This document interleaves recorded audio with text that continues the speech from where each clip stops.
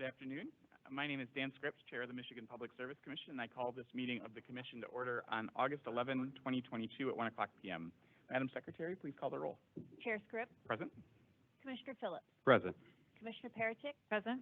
Mr. Chair, you have a quorum. Thank you, Madam Secretary. Today's meeting is being held in person at the Commission's office at 7109 West Saginaw Highway in Lansing, Michigan. We're also hosting this meeting remotely using Microsoft Live Event, which is compatible with all browsers except Safari.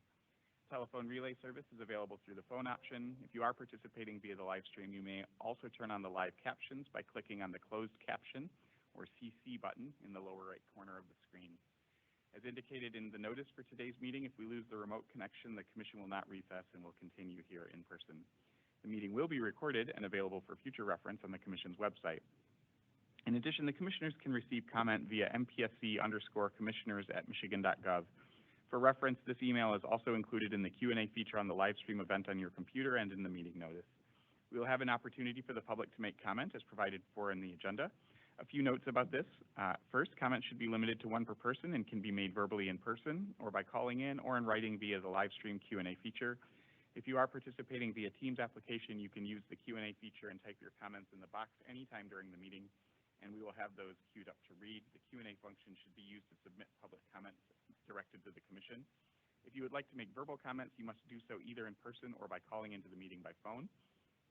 And to minimize disruptions, attendees participating by phone will be muted until we reach the time for public comment. It looks like we're having some AV issues, which I hope will get sorted out, so apologies if anybody's getting dizzy watching this. I'm told that the camera is circling the room.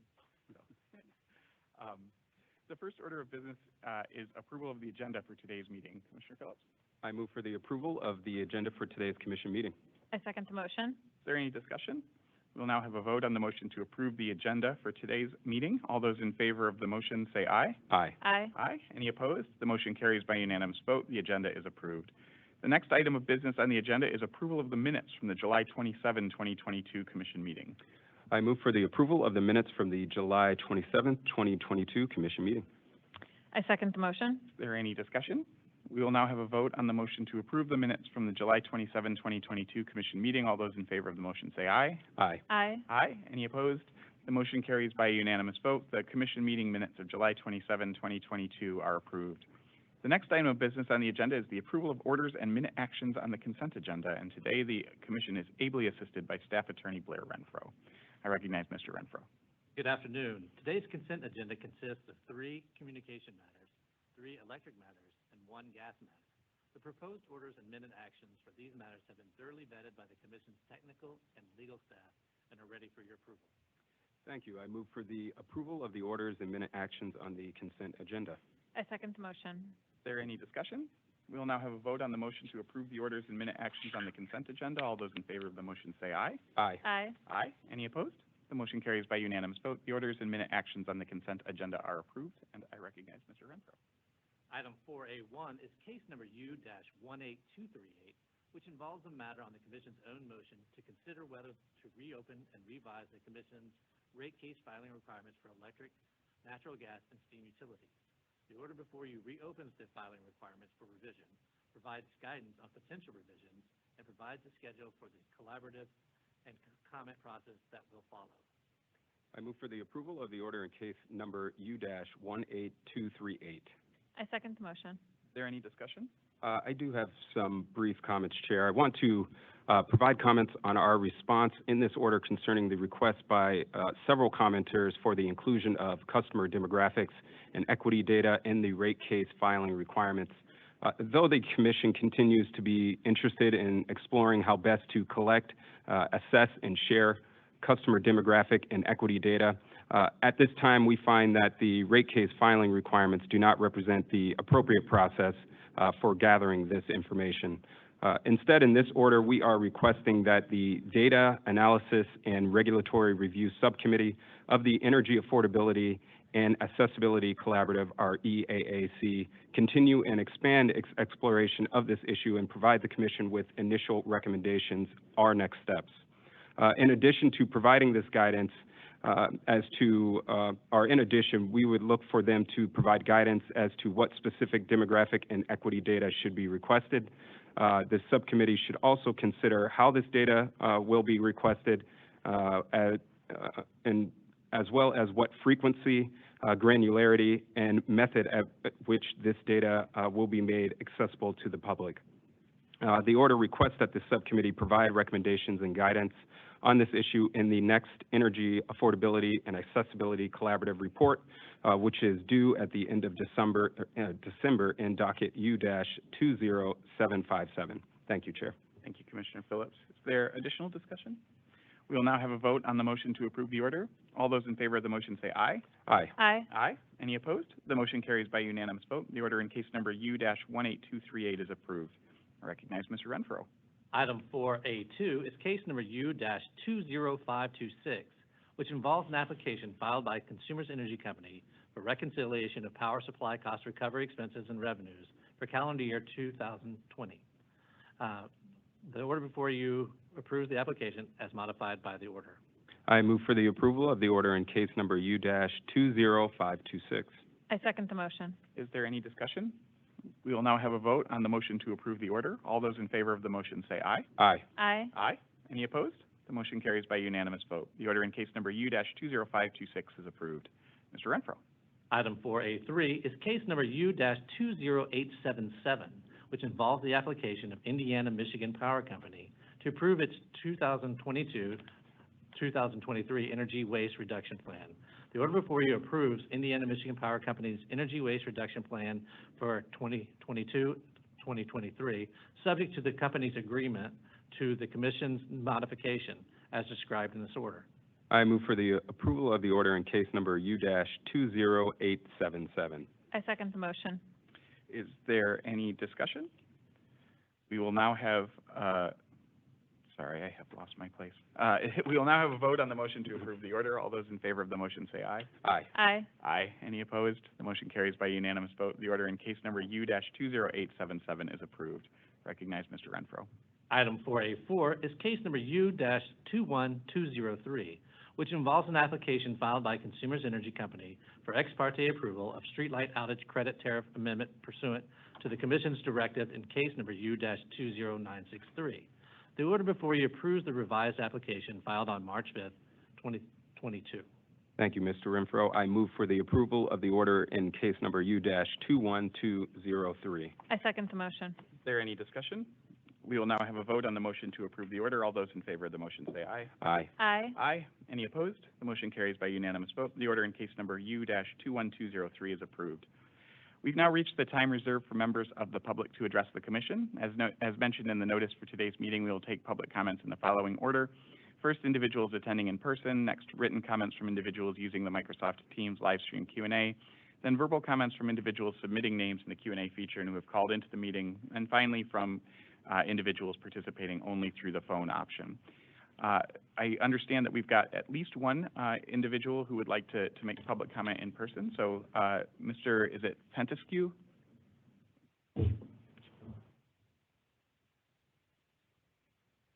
I'm Dave Pentescu, 18745 North M52, Chelsea, Michigan. This is regarding the Michigan Pipeline Project by Consumers, case U-20618. So I've submitted to the Secretary some typed notes I'm going to summarize quickly here. So I have the existing 24-inch pipe on my property. Consumers has got their Act 9 approval for the second high-pressure pipeline. In your approval, the Commission clearly states the Commission approves Consumers' proposed route with the condition that the company shall work with affected landowners to implement additional measures to mitigate on a case-by-case basis the impact of the MMPL project on their properties. And so I've been in discussions with them since spring 2021. In July 2021, they agreed to investigate the alternative route I proposed, which is parallel to the existing route. In December of 2021, so 2022 on here, but I think it's 2021 on it, they said that they planned on doing that using horizontal directional drilling. So that seemed like everything was going the best it could go, right? in late July, consumers indicated, nope, they were going back to the other route. They're clearing and going to use eminent domain to take about an acre of my property and destroy the tree line that blocks me from the highway, right?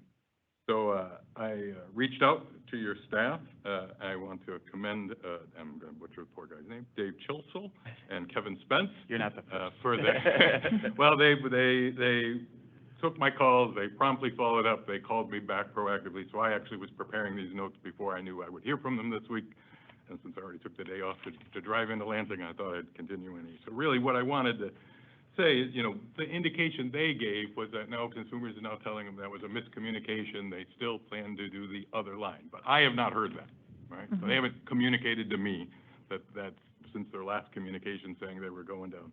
So really, what I'm asking is just that the MPSC continue to, you know, keep a close eye on this project, help guide consumers to stay compliant with your Act 9 approval, and really that important clause to work with landowners to mitigate the impact. Right? It's going to happen. I get that. Fine. There's a huge difference between where they proposed and what they said, and I'm just hoping that, you know, we can keep a close eye on it. And I hope the next time I speak to you, whether it's if Teams is working or from here, that we have better news, but I haven't heard anything since, so I wanted to give you that. Excellent. I appreciate you coming out. I appreciate your time very much. Thank you. Thank you. Are there other members of the public who are in attendance, who would like to address the commission at this time? All right, we'll now turn to public comments through the remote options. Again, if you would like to make a comment and have access to the Teams live stream Q&A feature on your computer, you can enter your comment, which will be read aloud. This feature is available on the right-hand side of the control bar next to the mute button. And after taking comments through this feature, we'll open up the phone line for those who have called into the meeting and would like to address the commission verbally. If you want to be queued up, you can enter your name in the live stream Q&A feature and indicate that you wish to make a verbal comment, and we'll call on you at that point. Do we have any folks who have added comments through the Teams live stream Q&A feature today? No, we do not. Excellent, Ms. Cole, thank you. Do we have anybody who has indicated an interest in making verbal comment? Not at this time. It's very quiet today. It is in the room as well. We'll see if there's anybody on the phone who has not been able to use the Teams live stream Q&A to queue up. If there's anybody who would like to make public comment at this time, you may do so. You may have to hit *6 to unmute yourself.